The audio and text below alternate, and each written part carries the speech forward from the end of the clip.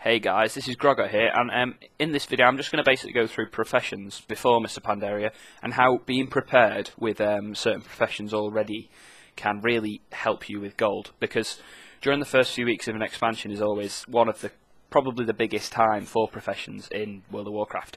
It's going to be such a crazy economy, and if you're prepared for that, the craziness of the first few weeks, then you can really, capitalise on it and make a hell of a lot of gold. So there are two main professions which you need to worry about, Alchemy and Jewelcrafting.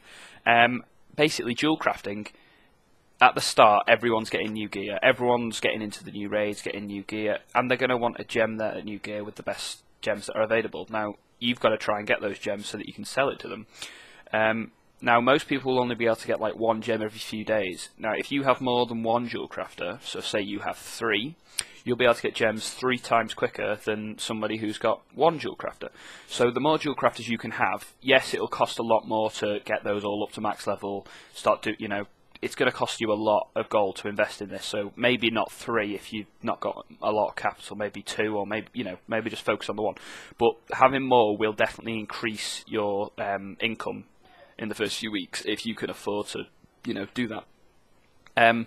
So if you're getting gems 3 times as quick, gem recipes 3 times as quick as most people, you're going to make, possibly 3 times the profit, possibly more, because you're going to be the person who can get the gems that nobody else has, because everybody is basically going to go like one of the 3 red gems first, so brilliant, bold, or delicate.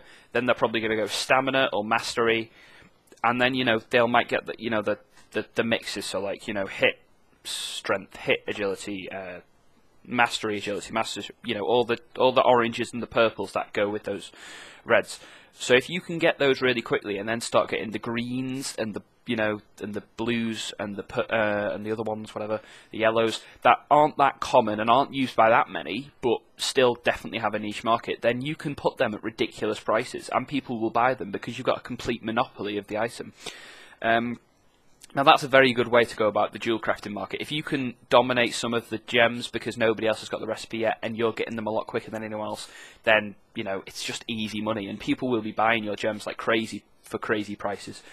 On bigger servers, definitely harder, because there'll be a lot more people getting gems recipes quicker. There'll probably be a lot of people with multiple jewel crafters who are going to level them up quick.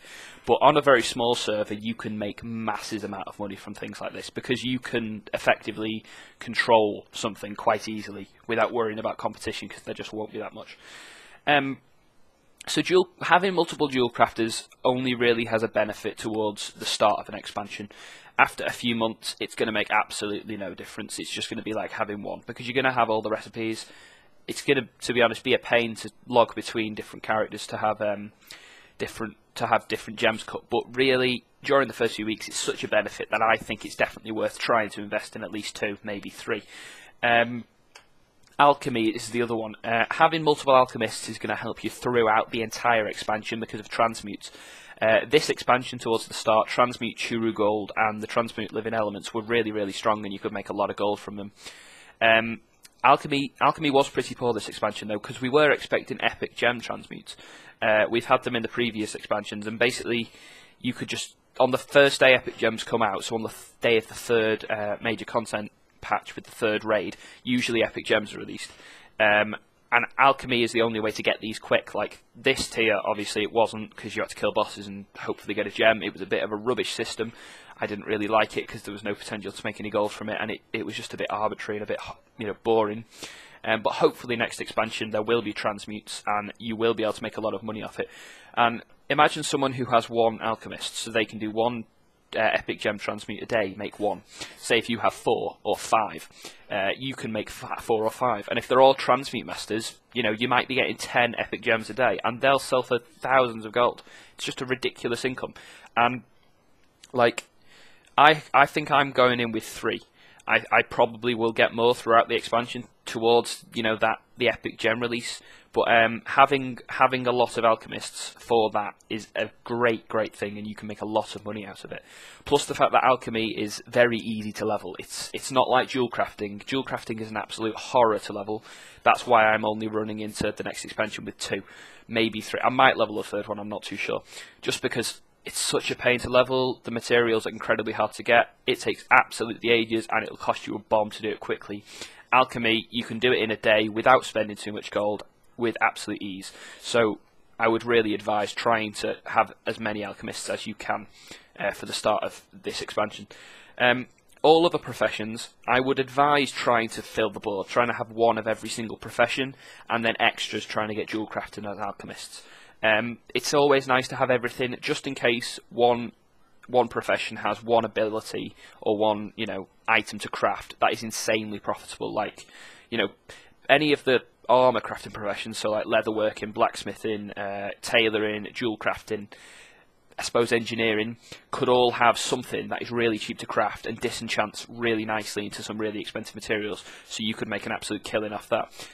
This expansion, it's mainly been carnelian spikes, the rings obviously from the Elementium shuffle from the basic gems, just cut into rings and amulets to disenchant. But there were a few blacksmith recipes that were really nice to disenchant as well. I think there were some leggings of some sort, I'm not exactly sure.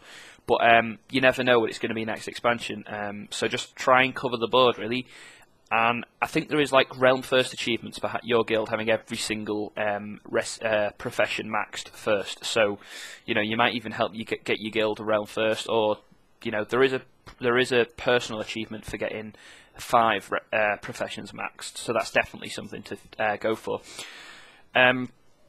During the first few weeks of Mists of Pandaria, gathering is going to be very strong, because there's going to be a lot of people who are trying to level up jewelcrafting, blacksmithing, so there's going to be a lot of demand for the new ore. There isn't going to be a massive supply, so you've got to try and meet that supply. So if you can farm a hell of a lot of the new ore, then you can make a hell of a lot of gold. My plan is I'm going for my realm first warrior on my server. But then after that, I will probably be leveling my my protection paladin completely through farming. He's a herbalist miner, so I'll probably just be running around everything, just getting as much as I can, sending it to my main, and then going back until I'm level 90, and then I'll probably boost up some professions.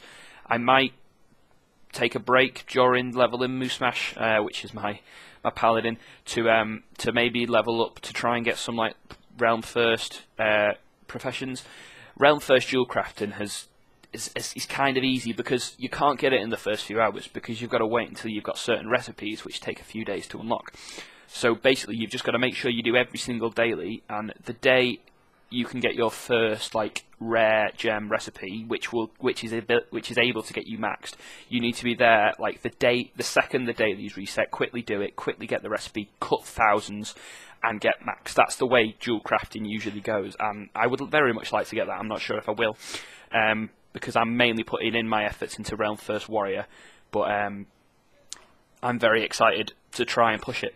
So if you can farm as much and supply first to yourself to get your professions maxed up, so that you can start crafting gems, crafting enchants, selling them for ridiculous amounts, and then start selling the materials you craft to people, or converting them into gems, converting them into enchants, so you can just start fueling the economy, because not many people can be as like, if you properly prepare, you're clever, you use all your gathering materials that you gather correctly, you can make a ridiculous amount of gold, because a lot of people, I've also got quite a few people on my server who I've already got ready, who are going to gather a lot for me at the start of Mists of Pandaria, and I'm going to buy their items off them, and I know I'm going to pay an absolute shed load of gold. It's going to cost me a lot, but I'm damn sure that I will be making profit off every stack of ore or herbs or whatever skin that I buy. Because at the start of an expansion, if you've got a recipe that not many other people have got, or nobody, then you can make a ridiculous amount of gold. So I'm going to definitely be making as much profit. I think I'm currently sat on about 925,000 gold.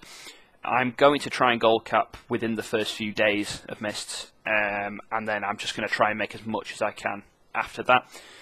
I'm going to be streaming, I think, my entire leveling the kind of like stint. I'm going to try and stay up for the whole first about 24 hours to level my warrior, and then I'll probably go to sleep for about 5 and then wake up again to probably do some dungeons, maybe start gathering, start auctioneering.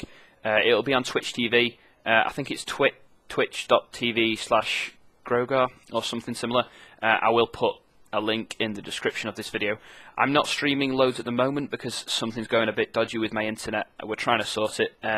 It's something to do with the wireless router, but hopefully that'll be fixed very soon.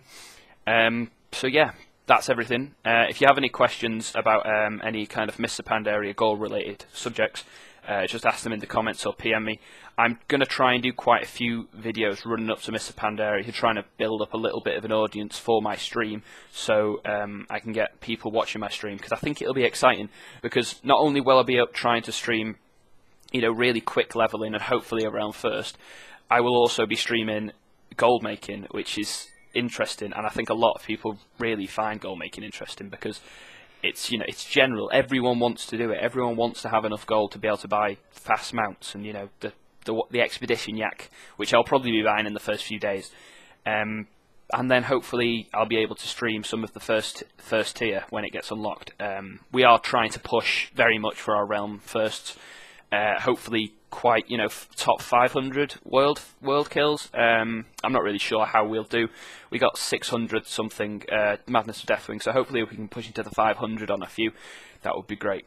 But anyway, thanks for watching. Hopefully a few more videos coming in the next few days, maybe, you know, the next week. I'll see you soon.